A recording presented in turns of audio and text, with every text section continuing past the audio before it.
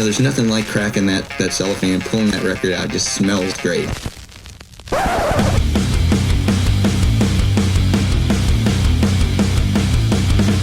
Welcome to BODS Mayhem Hour. Non-stop hardcore energy. I love the show, guys. You're awesome. Unlike any other. With your host, John the Bod, a.k.a. The Bod Father. Man, this stuff rocks. Hi, this is Wes Jones from Pharmacose, and you're listening to BODS Mayhem Hour. The views and opinions of the guests do not necessarily reflect the views and opinions of BODS Mayhem Radio Network, its staff, affiliates, or sponsors. Parental discretion is advised. Welcome to BODS Mayhem Radio Network. Hey everybody, welcome to BODS Mayhem Hour. I am your host, John the Bod, a.k.a. The Bod Father, and as always, I bring you guys and gals awesome interviews.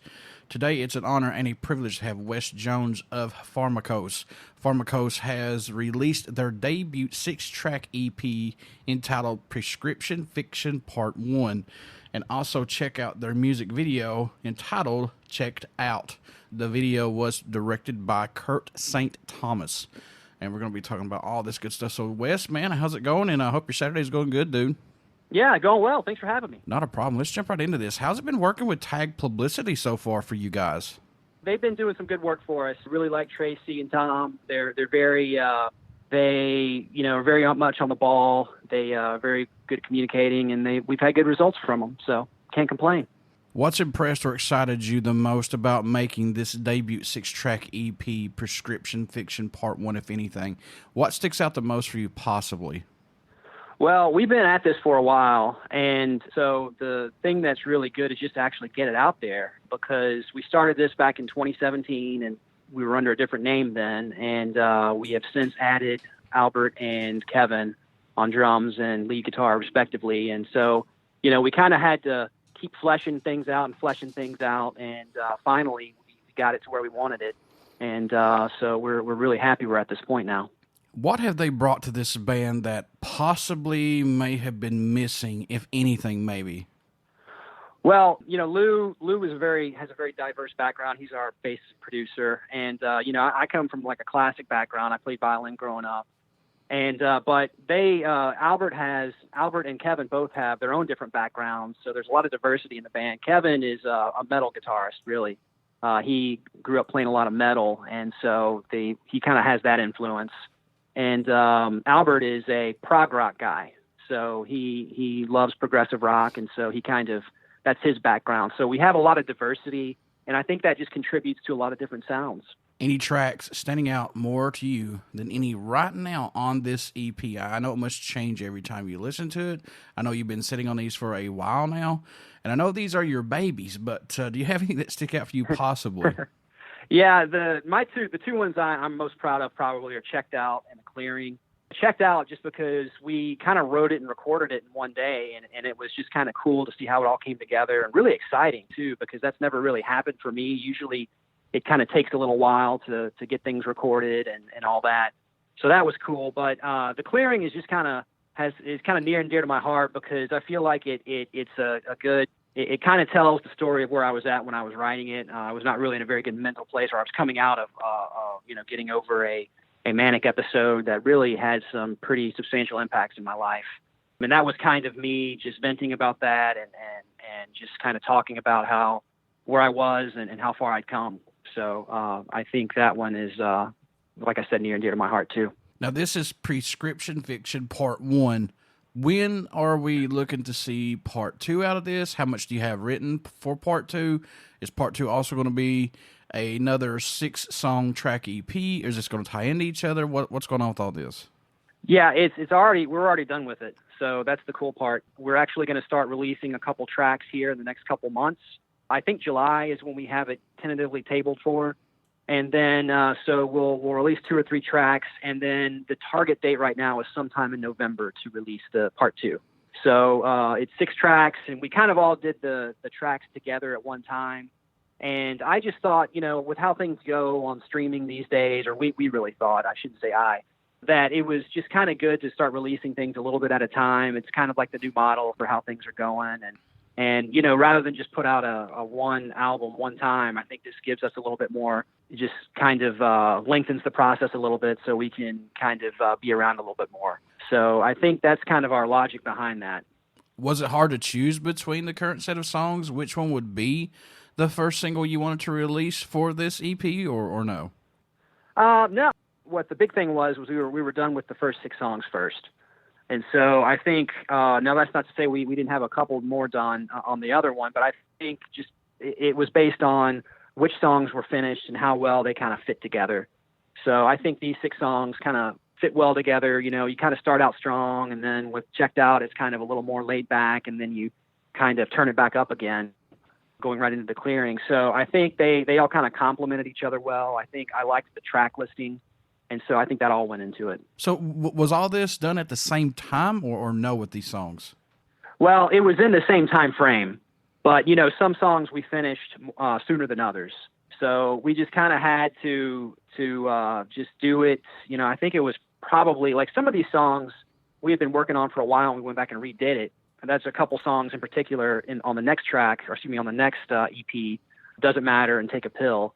Those 2 we really kind of started out with, and we went back and redid them, and we decided we're going to put them on this record. And so it was just kind of, you know, because I'm still working. And and Lou also does a lot of stuff in the studio on the side. He produces. And so we kind of just had to do it when we had time. And so there was a lot of nights and weekends we spent doing this. So those 2 songs, did they take like a major change when you were first putting it together and then finally look at what it came out to be? I would say it did a little bit, because first off, Kevin was on guitar for both of them. So the guitars sound a lot different, and they're actually way better. He has a really rockin' solo, especially in Doesn't Matter. But I think that's one of the big things. And we just decided we wanted to retrack and rework a few things. And, you know, we played with the arrangement a little bit and Take a Pill. But all that is it's already done now. And hopefully you guys enjoy it when it comes out in the next couple months. So. Writing these new songs, does it challenge or push you to come up with something new and stay fresh with Pharmacose's music these days, possibly? Yeah, we started out just doing everything at Lou's studio, and now some of these songs I have started in my own little studio now. And so, you know, for me, I just like to play around with stuff and tinker, and some good things have come out of that. And 2 songs in particular off of part 2. And so that's kind of, I just like to tinker with stuff until I get it to where something I think is cool. And that might have, you know, more of a synth element to it. It might just have something else. But, you know, coming up with new things, there's always new software out there. There's always new things, new production, production techniques or whatever. But like, I just like experimenting with the software and tinkering with it, and then coming up with something I really like. And then that can be the skeleton of a song. So then we can start tracking guitars and basses, and that's what we've done a couple times. And that really, like you say, it keeps me fresh, and it keeps me wanting to come back, because there's just so many toys. For sure. So did you and Lou produce this EP together? Lou's the producer primarily. What I'll usually do, like I said, we did most of the stuff in Lou's studio, but like towards the end of writing all this stuff, I kind of was starting to build my own home studio. And so when we did that, I started playing around with stuff, and, you know, a lot of it didn't really flesh out, but a couple songs did. And so that might be one of the things that we're going to start doing in the future is we'll obviously still do some complete songs at Lou, but it might just be that I start some stuff out here, and then I take it to him, and we take it from there. And, Kevin's a really good producer too in his own right. So it could be that he and I collaborate and then take it to Lou. So we have a lot of options.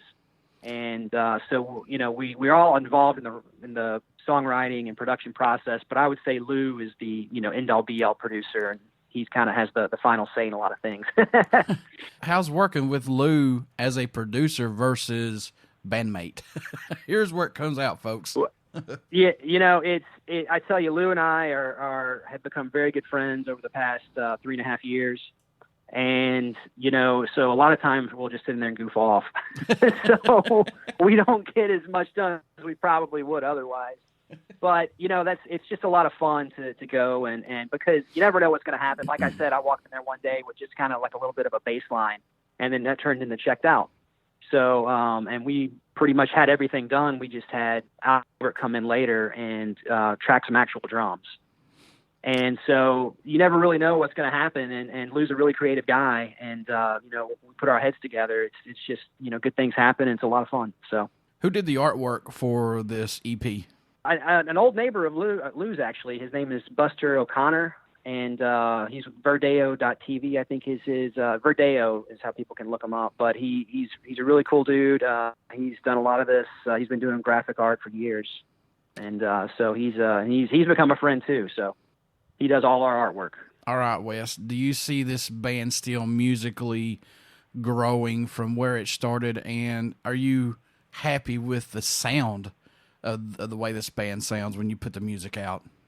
I'm very proud of our sound. I'm very happy with it. I think that because like I mentioned before, we all come from a diverse background. I think that you might hear some different sounds come out because I don't think that we want to be pigeonholed as to one particular sound. Now, that doesn't mean we're going to start doing pop music, but I think that you might hear some stuff like that coming down the road. But we're definitely going to keep working, and we definitely want to come out with some new stuff next year, and hopefully we'll be talking again soon. So once that happens. I like how you got the diversity in this band because it doesn't get stale, if that makes sense. It doesn't like, oh yeah, well, this album's going to sound this way. Well, how about since you're a rock guy, you add your rock style to this song? It's not just straight shot and there it is. I love that there's different styles of what people like to play, and I think that's crucial in any band that you have. Yeah, and it keeps you from getting sick of it. Mm-hmm. It keeps you wanting to come back for more, and it keeps you creative too. I think, like for me, like I said, I like playing with software and new synths and trying to come up with sounds that I really like in that regard, and so. And then Kevin likes to do the same thing, and Lou likes to do the same thing. So, you'd be surprised how much music just comes from tinkering at first, and then you come up with a progression, and then you keep adding to it, and it's like building a table or building something out of wood. You just do it a little bit at a time, and before you know it, you've got a piece of furniture. So. Yeah, exactly. It's like, hey, just fool around with your guitar, and you're sitting there just messing around, and you end up finding a riff right there, to add to the song. Absolutely. So, yeah. It happens all the time. Mm-hmm. Mm-hmm. So, what do you hope everyone takes away, or message you hope they hear while listening to any of Pharmacose's music in general, Wes? What do you hope they get from it, man? Well, I think, I talk a lot about mental health and kind of some of the adversity that I faced a few years back and kind of me coming back from that and getting well and accepting the fact that I'm bipolar, and accepting the fact that, I'm responsible for taking care of myself, even though it's not my fault I have it. But so I don't think that I think there's still a lot of stigma to mental health. And, I just hope that people understand that they're not alone. There's other people out there that are struggling or have struggled, and that, you're not alone. And I hope that people understand that. I hope people kind of get some, sense of I can't think of a good word, but they just feel, like I said, that they're not alone, and that mental health does matter, and that maybe somebody even is inspired to get some help, something like that. So what can fans expect at a show from Pharmacose once everything gets back to some normalcy and we get back to some shows? What are they going to get when they come to see you all live? I hope sooner rather than later. Yeah. But, I think we put on a pretty good show. I think we try to come up with some different stuff, maybe tweak a few things to change things up live. I think, they're just rocking shows, and I hope people come out. And like I said, sooner rather than later. What made you want to become a musician? What was that spark for you, Wes, that said, yeah, that's what I want to do, or maybe remotely want to try this? It's just a lot of, I like the creative aspect to it.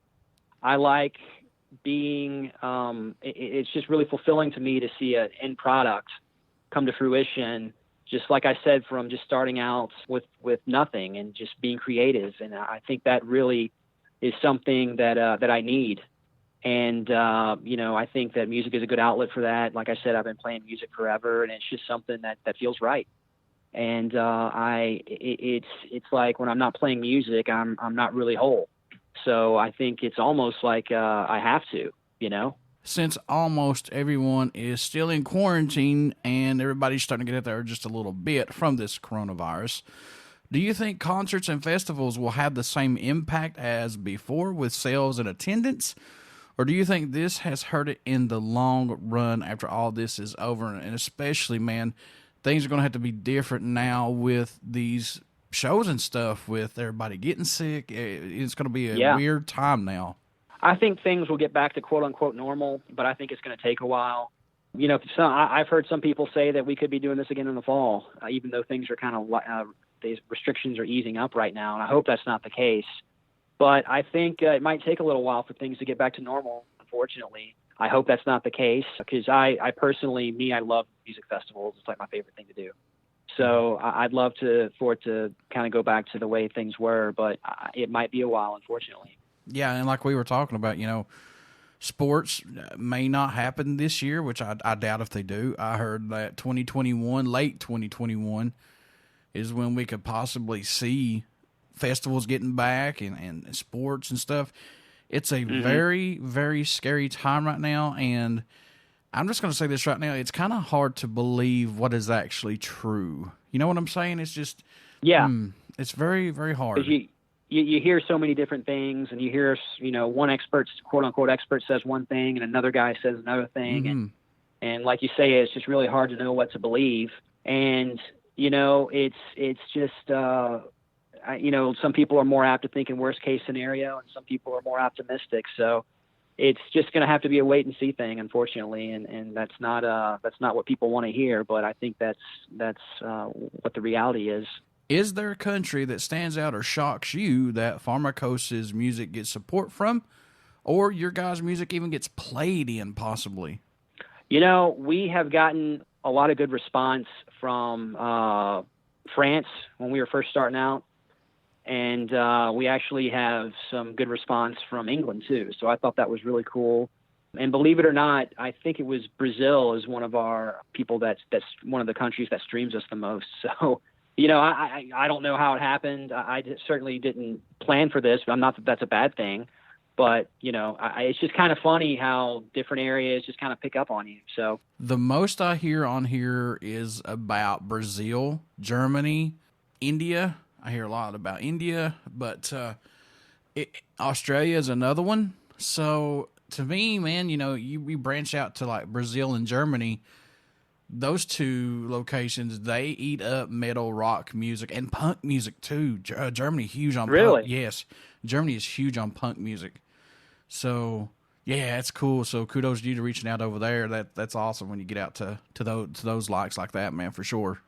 Oh, cool. That's good to know. I didn't realize there was such a big punk scene in Germany. Oh yeah, it's crazy to believe, but it's very, very true, very true. Now, I know when you were younger, you had to have a lot of music growing up listening to. Did you have a go-to album or a go-to song that made you just escape for a while, or made you think that things were going to get better when you were younger, possibly? Did you have that maybe? Yeah, I tell you, the one album that I really remember that even really wanted me to inspire me to really even start playing guitar was Jar Flies by Alice in Chains. I just love that record. I think it's just haunting and amazing, and it's so different from what all the other records they did. And that album really kind of sticks with me and to this day, and I love it. It's heavy, but there's a lot of diversity in that album too. Yeah, and a lot of it's acoustic too, which you wouldn't think would be cool, but it really works. So not that there's anything wrong with acoustic music, but you think acoustic and Alice in Chains, it just doesn't, people, that's not the first thing you think of, but it is. So. And Lane's voice, man, and I'm not taking away from anybody else in the band, but Lane and Jerry, when they get together, or when they did get together, their music, man, was just undeniable. Just undeniable. Oh yeah.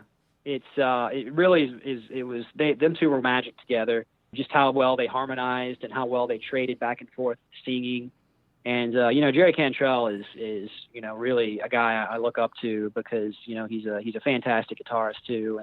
And he just does it all. And even after Lane died, he's still carrying the flag for Alice in Chains, and it's still really good too. So yeah.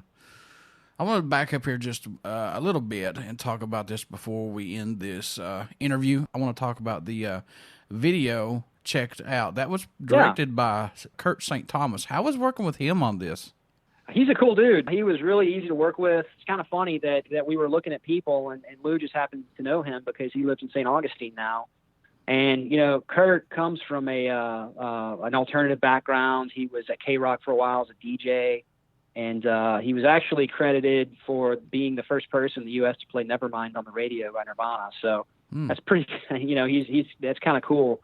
But I guess over the years, he's kind of moved to directing music videos and even, being and directing some films too. And so it was just kind of happenstance that Lou knew him and that he was interested. And it was really cool. He was, like I said, he was easy to work with. He had some great ideas. And I think it really turned out well. So. Kurt St. Thomas breaking the trends on the airwaves. There you go. That's awesome. Yeah. Folks, you want to get out and pick up Pharmacose's debut 6-track EP entitled Prescription Fiction Part 1. You want to get out and pick this up, and Part 2 will be out later this year as per Wes has advised on here. So, Wes, how can folks stay in touch with you guys, buy some merchandise, this EP, tour dates when everything gets back to normalcy? How can they do that, good sir? Best way to follow news is probably Facebook. It's Pharmacose_band. Try to be as active as possible on Instagram too, but those are our two major social outlets. So that's probably the best thing to do. And the best way to help us out, though, is to follow us on Spotify. And then that way you'll also know when our new music is coming out. So you'll have it right away. Before I let you go, would you care to do a promo for the show? Sure. Hi, this is Wes Jones from Pharmacose, and you're listening to BODS Mayhem Hour. Everybody stick around. We got some great stuff coming up, and you only hear these interviews right here on BODS Mayhem Hour and BODS Mayhem Hour podcast. Please get out and check out our Facebook page. It has our podcast link, and also it has our YouTube link. All the links that we are associated with on every platform is on our Facebook page, and it's also in our links on everything. So you want to check that out. Please check out Pharmacose. Give this band a good shot. They will not disappoint you. I guarantee that. So pick up their debut EP, Prescription Fiction Part 1. Give these guys a fair shot. So, Wes, I wish you guys nothing but the best of luck from here on out, man. I really appreciate it, and thanks for having me.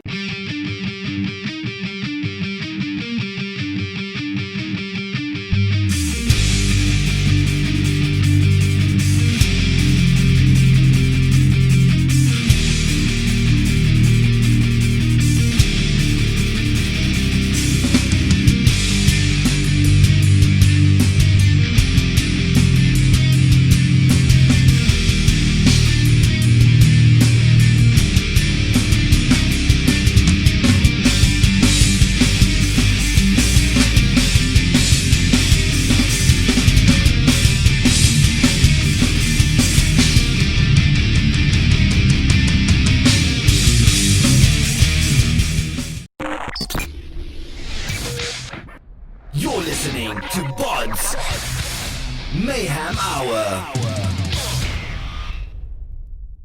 Follow us on Facebook, Twitter, and Instagram.